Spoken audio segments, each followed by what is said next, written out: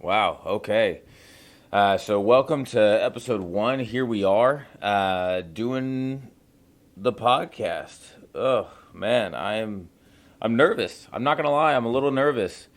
So today, like I said, I'm going to be talking a little bit about myself. There's going to be a lot of history involved. I won't go too much in depth, but I want you guys to understand a little bit about me before we get into the actual podcast. And the main reason I want to do that is because, like I said, I'm not credentialed. I'm not, a therapist. I'm not a mental health specialist. I'm none of those things. I'm just a guy with some experience in this area, whether it be some friends that have gone through it, whether it be myself, because I've definitely gone through it. And as I said in the trailer episode, is that, everyone has gone through these things. And if they say they haven't, they're lying, or they've come through the other end through self help and growth. And so that's what we're looking to do here is just kind of talk a little bit about me and my experiences, and hopefully somebody out there can relate, because that's kind of what it's about. That is understanding that you're not alone in this. You know what I mean? There's a lot of people out there who are going through the same things, but there's a stigma placed on mental health, that basically if you have some sort of mental health condition, that you one shouldn't say anything about it, or two, don't get help because it's going to ruin your life or your career or whatever it is. And that's just not the case. It's not the case. Seeking help takes an extremely strong individual. It takes more strength to go out there and say, hey, look, I have an issue and I need help solving it, than, it is to say, you know what, I'm good, I'm good, until your whole life falls apart because you're not fixing the core issue. And so that's just how I feel about it. And I think somebody out there might be able to relate. So to kind of go over my past, let's see. Um, when I was really, really young, I don't remember the days, but when I was really young, I grew up with my grandparents until I believe about the age of 3. As I said, I don't remember those days, but I grew up with my grandparents, and then shortly afterwards, I was living with my own parents for a while.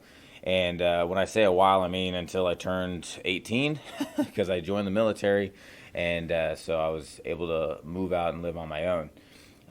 But during that time, there was a lot of stuff that was going on. Um, I fully didn't understand or realize it until I had my own son, and started seeing a lot of myself in him, and a lot of the struggles that I know I put through my parents through. Um, I'm starting to see him put me through.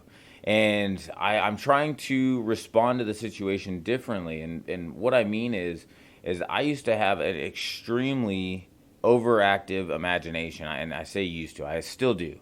Overactive imagination. And a lot of times that'll get me into trouble, whether it be kind of getting lost in the future of what I want my life to look like, or getting caught in the past and over imagining things that may have happened. And so that's kind of put a wedge between a lot of my relationships, is thinking about the past and it being so long that I've kind of created this over imaginated idea of what really happened when that didn't happen. I've talked to family about it before and said, hey, did y'all do this? Like this is what I think happened, what really happened. And it turns out that what I see or what I think happened didn't happen at all. It's just due to that overactive imagination. On top of that, the temper tantrums. Man, I used to throw some massive temper tantrums, and I'm seeing that with my son. And so, just knowing I put all my family through that, it's kind of crazy. But as I grew up, let's jump ahead to high school.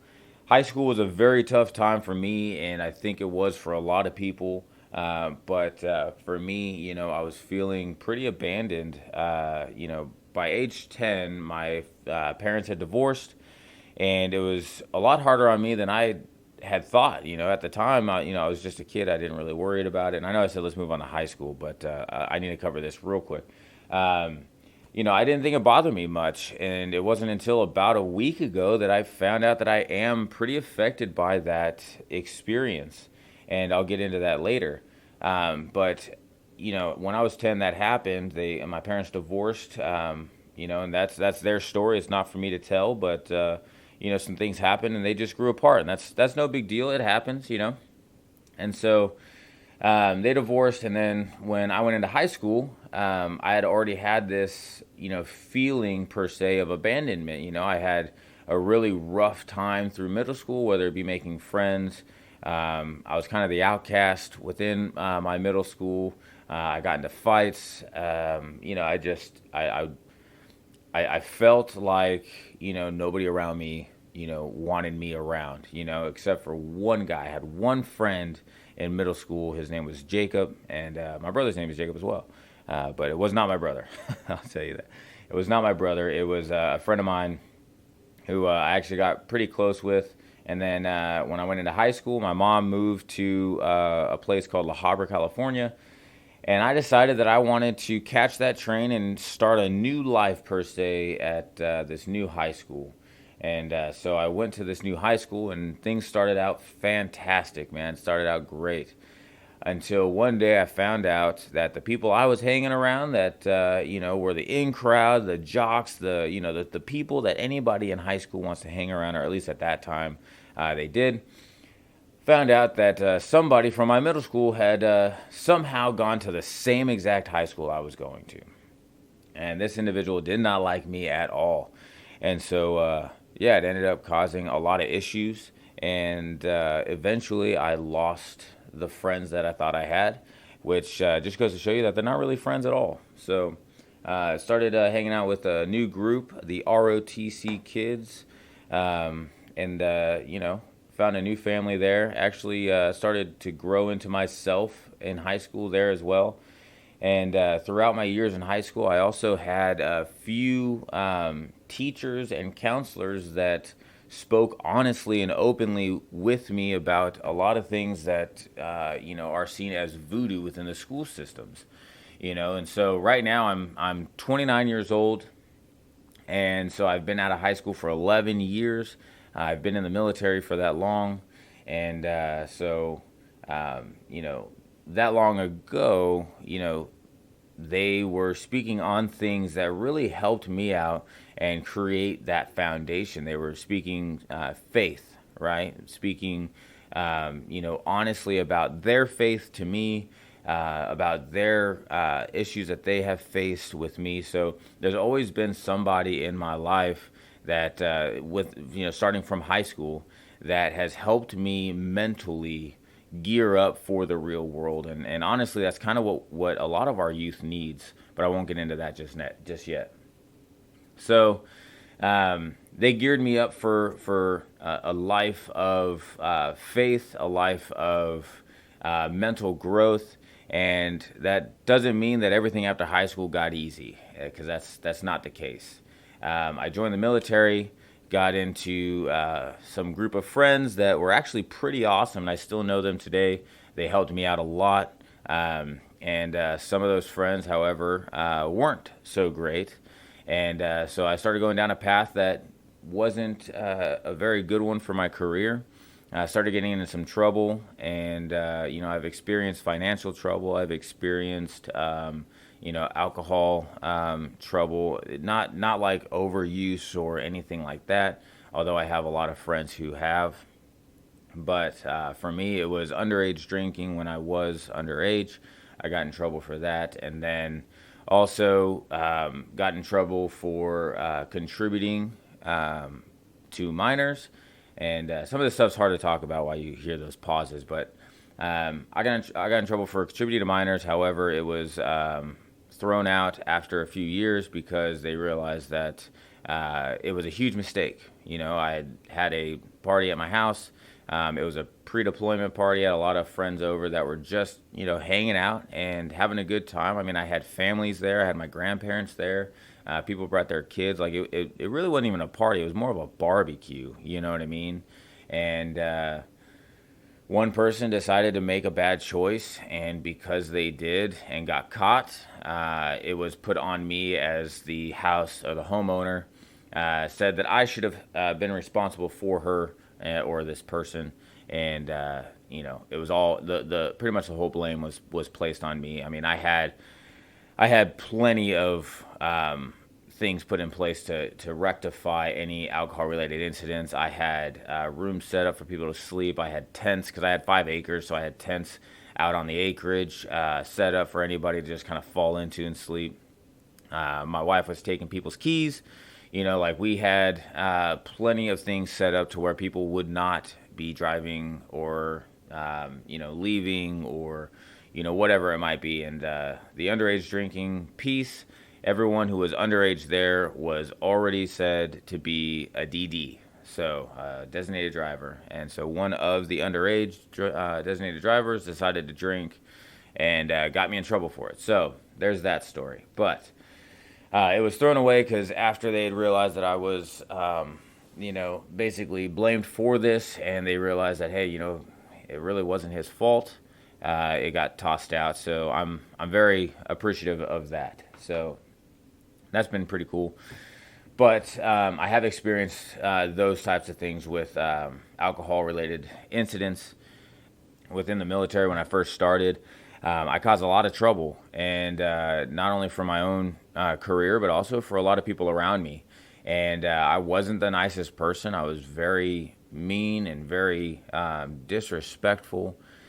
And when I first started making rank, I honestly saw that as, me being better than those around me, or me having some sort of power over those around me. And, as I mentioned before with my high school and my middle school, where I felt powerless and I felt,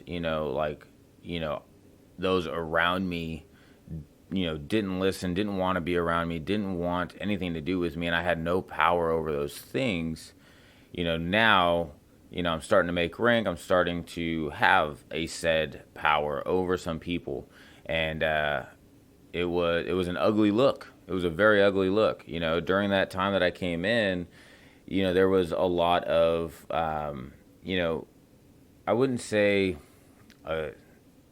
abuse. I wouldn't say like hazing or anything like that, but the punishment for a lot of actions were over the top. I mean, over the top. And I can get numerous people online to attest to that and how they were affected by it. Both people who were affected as they grew up with me in the military, and then also how the people that I've affected.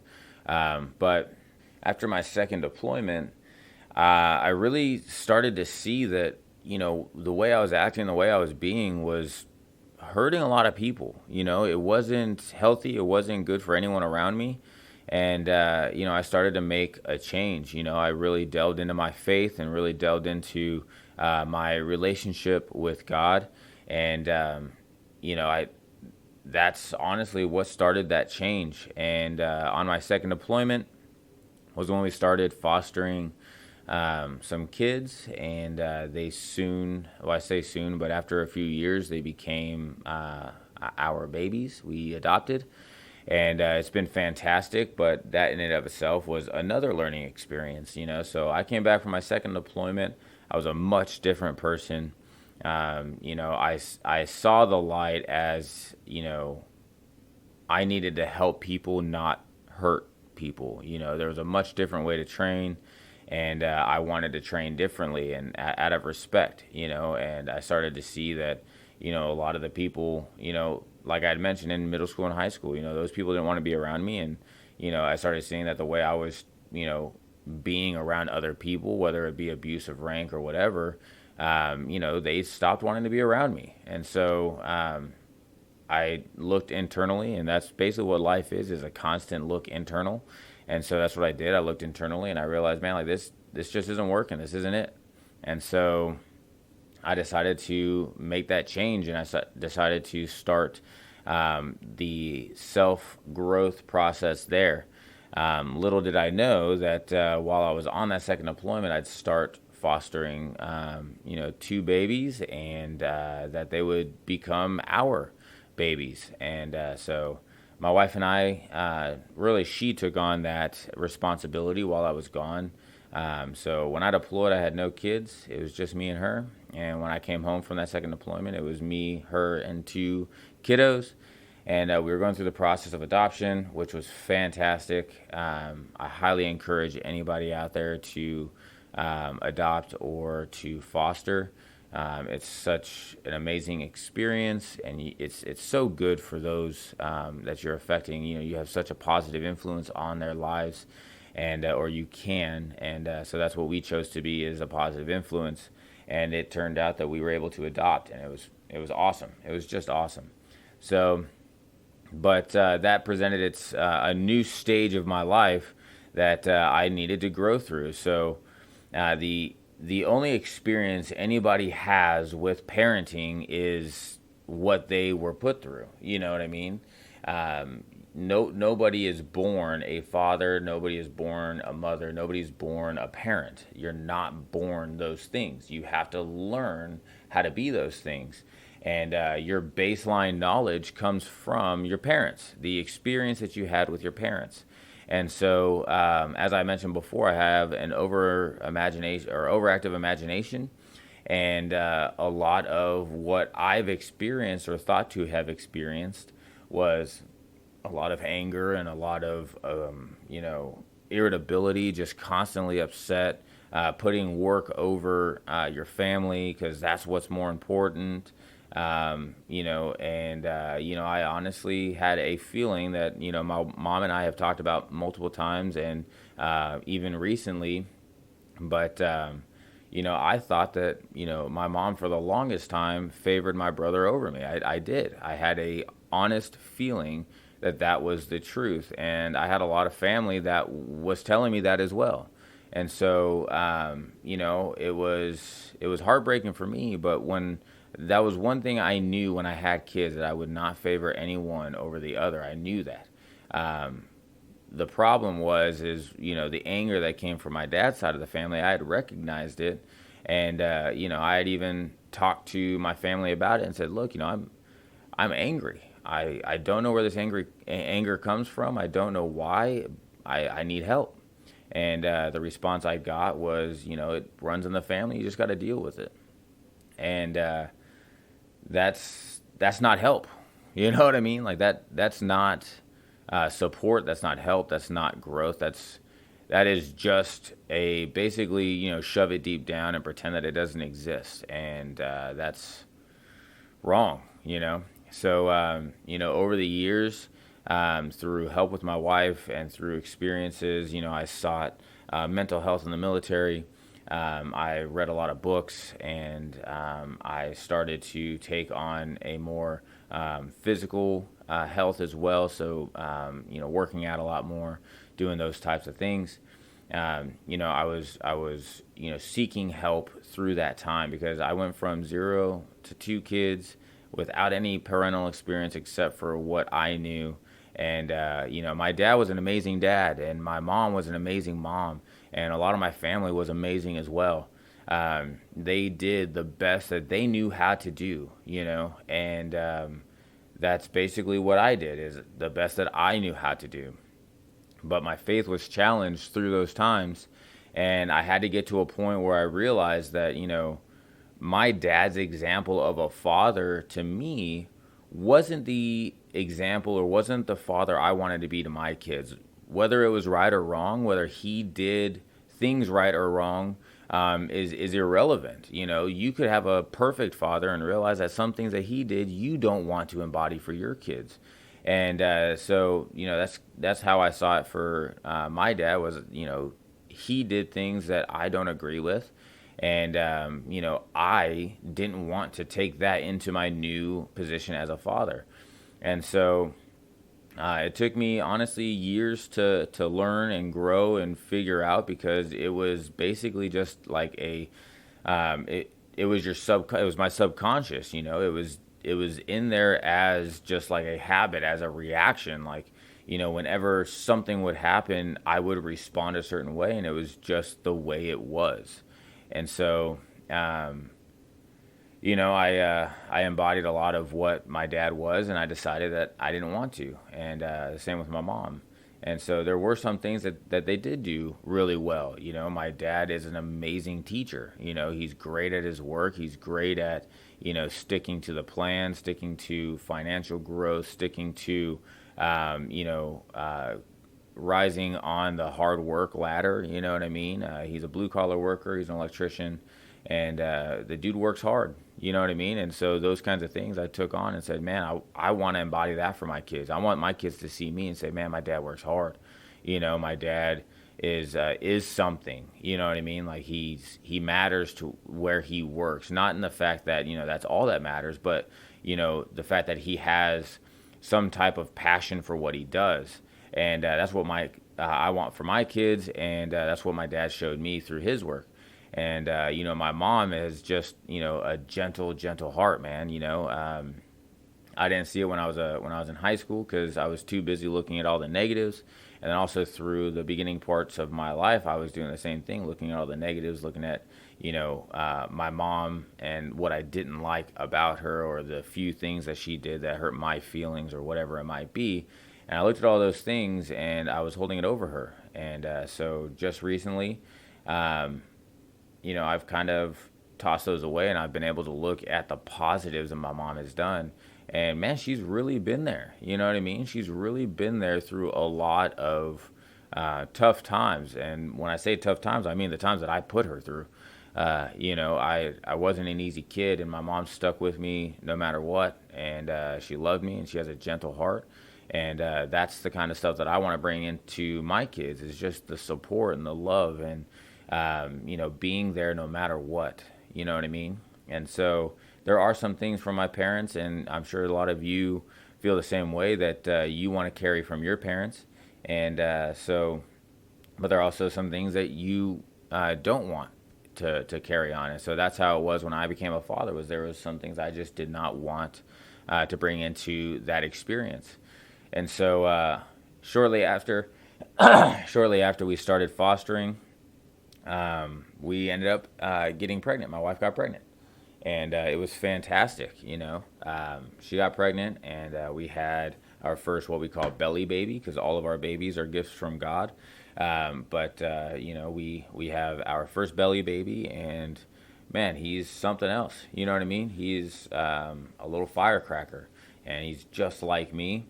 And surprisingly enough, he is a lot like me. But the son I spoke of earlier, that I said was a lot like me and showed me, how I treated my parents, and how much of a struggle my parents had for how I was, acting when I was coming up, was because of my son. It was actually my adopted son that showed me that.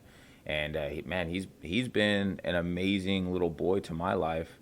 But then we had my belly baby boy, and shortly after, 2 years later, we had my belly baby girl. And so I have 4 kids total. They've really shown me how to be a parent, and it's a constant growth. So that's been fantastic. And so that was really awesome. To kind of experience the fostering piece, and experience the adoption, and then the birth of our 2 belly babies. And so fathering is an amazing experience for me, but it does not come without growth. Like I said before, nobody's born into being a father. Nobody's born to be those things, and you have to learn. You have to grow into it. And some people are just natural at it, and that's fine. Other people aren't, and I was not. And so it took a lot of growth and a lot of struggle, and now I'm here. And I'm an amazing father. I have 4 wonderful kiddos, and they see me as a friend, as I feel they should, but also as a disciplinarian when it's necessary. They know that when they do something wrong, there's consequences, but they also know that, when they haven't done anything wrong, they have a father to go to talk, and to, play with and hang out with, and so on and so forth. So it's really just kind of awesome. And of course, I'm speaking for them because they're too young to speak for themselves. But I'm sure if I had told them to speak on here, they would say that they love me, and that's all that matters to me. So, but then that brings me to my next piece is my wife. So that is the why we're here, and kind of the present. So presently, about 3 weeks ago, excuse me, it's been longer than that. It's about a month and a half.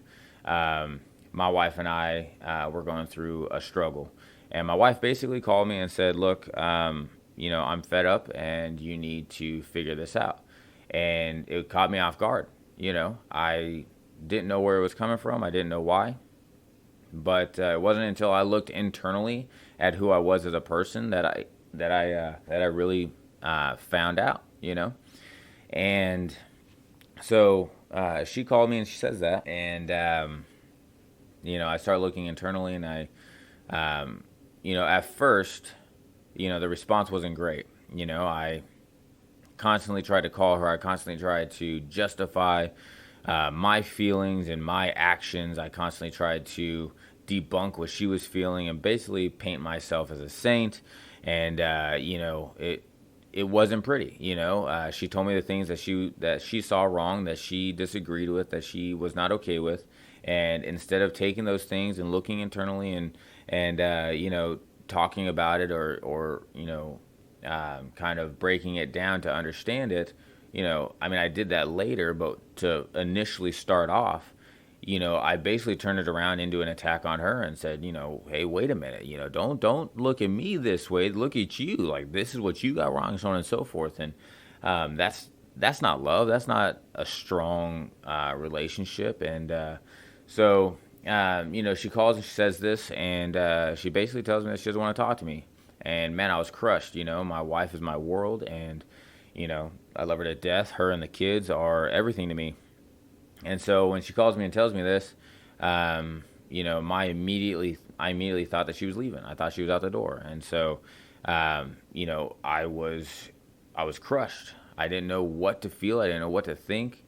And so, my only option, after she had told me several times to stop calling and stop talking to her, my only option was to really dive into who I am as a person and try and figure it out. And so that's what I did. Was I delved into myself. She sent me a link to an Enneagram, and I took the Enneagram, and man, that revealed a lot of things about me. The Enneagram is a survey. It's a personality type test, and it's not the same as a lot of other ones. A lot of other personality tests will tell you all your strengths and all the amazing things about you and all these, positivity type things, which is great. However, what I needed at the time was to identify my struggle areas, and so that's what the Enneagram did. It pointed out a lot of areas that I needed help in, and they were spot on. They were absolutely spot on. It was amazing. And so that's where it started. That was where my self-help growth personally in my marriage portion of my life started. As I mentioned before, I had to grow as a father. I had to grow as a person before, when I joined the military. So it comes in stages, and that's what life is. It's stages. And so, it's the part where I had to grow in my marriage. And, that's where it started. And in doing so, I really had to grow as a person because I found that I was placing my worth, my self-worth in my wife. You know what I mean? And when she was happy, I was happy. When she was unhappy, I was unhappy. And so, it was a lot to put on my wife. It just wasn't fair. And so I was doing that for years and years and years. And one thing that she told me that really caught me off guard and really, hit home, because it reminded me of my dad, was she told me, she's like, Casey, she's like, we don't know the Casey we're going to get when you come through that door after work. We don't know. And, she's like, sometimes you're happy, sometimes you're irritable, sometimes you're, excited and want to play, and sometimes you just want to be left alone into your own space. And she's like, it's not fair for all of us to be walking on eggshells wondering, who we're going to get that day. And, man, that just struck a nerve because that's how it was with my dad, and nothing against him. We all we all have our things, and we all experience life differently. But one thing I said was I wanted to be different, and I wasn't being very different. And honestly, like I mentioned before, I wanted to take all the positive things that both my parents did and embody those, and discard the negative. Yet I started embodying the negative, and so um, it was a tough time. It was very tough, and I started delving into who I am as a person, and I started, diving into all these different techniques of, trying to ground myself as a person. Because, I have talked to people, I have tried exercising, I've tried, the basic things, the basic YouTube videos or the basic, whatever it might be, and I wasn't seeing any growth. And honestly, it was because I was giving it a half heart. I wasn't fully in it yet, and so that's something that the man who's coming on next week.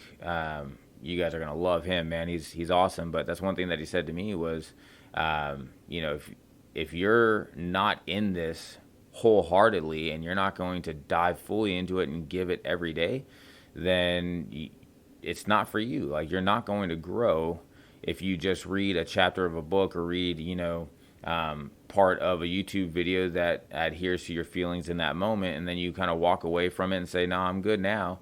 You're not going to grow. You have to choose to grow. You have to identify that there is a serious problem, and you have to change. And so that's what that time in my life did for me when my wife told me those things, and man, I was crushed. But since then, I've found worth in myself. I found my self-worth to be given through my faith and my God. And that's my story. It's not necessarily where you're going to find your self-worth, and it's not what I'm pushing. I find a huge benefit to faith and your relationship with God. But everyone is different, and I'm not here to tell you that only my way is the only way or anything like that. I'm not. I'm just telling you what works for me, and that works for me. And so I found my worth in God, and I've worked hard at it. And since then, I have been doing a lot of different techniques, whether it be working out, seeing how I feel when I work out, and then seeing how I feel when I don't work out. I've taken on journaling. I've done breathing techniques. I've done meditation. I've done, Bible studies, praying. Let's see what else. Daily and nightly rituals. Oh, positive affirmations. I've done all these things, and they've all seemed to have a different effect. Some work, some don't. And I've tried the Enneagram as well, and I've read that book. I've read a lot of self-help books, and the one I'm reading right now is The Subtle Art of Not Giving an Fuck.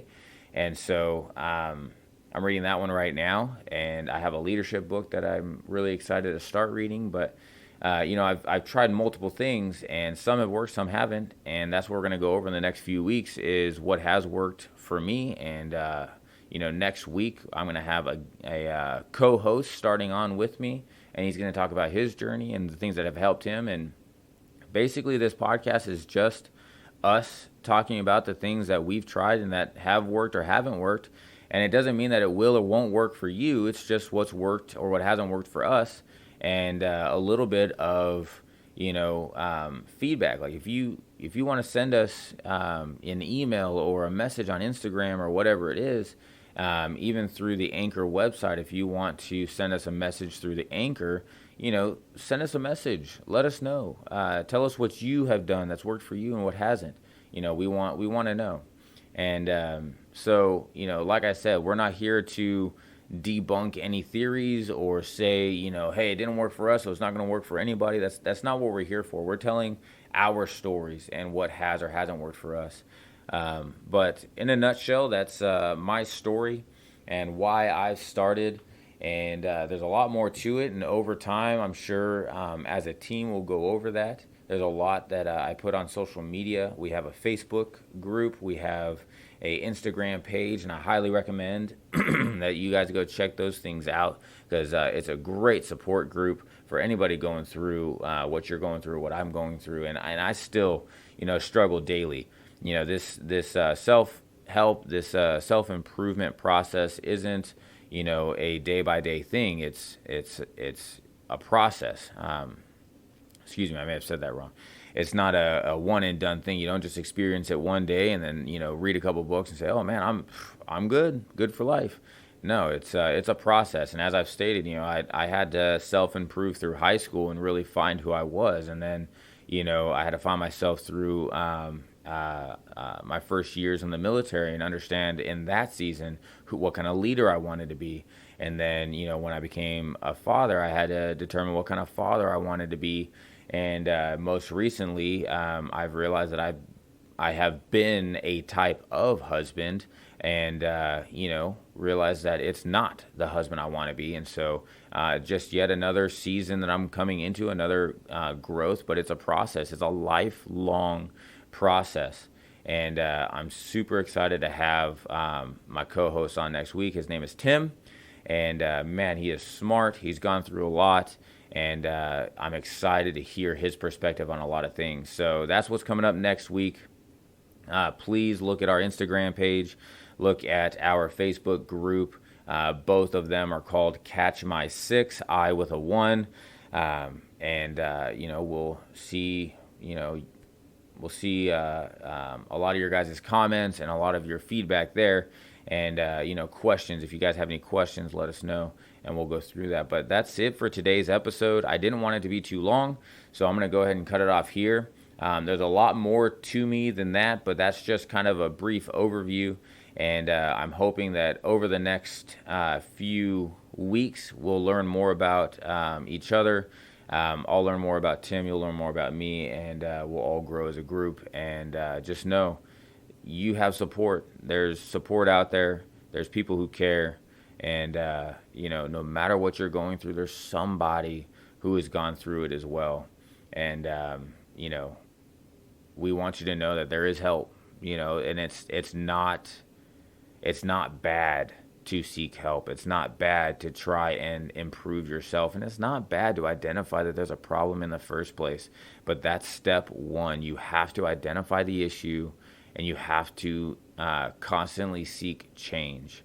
And so, I just want you guys to know that, I'm here.